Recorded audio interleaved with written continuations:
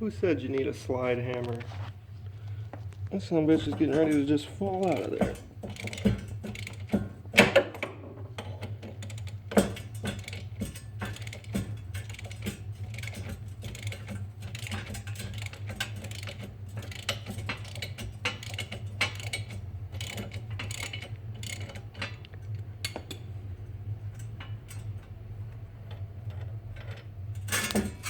Look at that.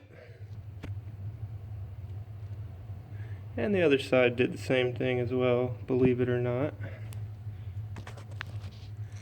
You do have to turn the steering wheel to get to,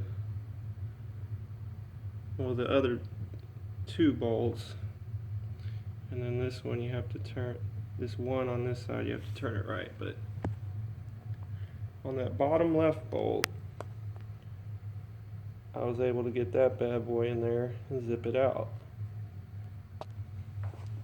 Same thing on the driver's side. And I think those vibrations knocked it loose from the knuckle, because both sides just fell out like that. I just wanted to brag to you guys a little bit. I have trouble with these Cadillac hubs because I've heard they're a pain. I was ready for a war.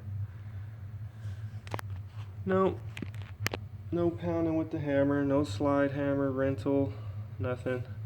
You don't even have to remove this sensor because it sits back there behind the bearing. So you just gotta be a little careful cleaning the inside of that out. These ones aren't too bad. That's just brake cleaner and a rag cleans this one right up. But yeah, if you guys can get a torque wrench on the, or not a torque wrench, impact gun on these bearing bolts, do it.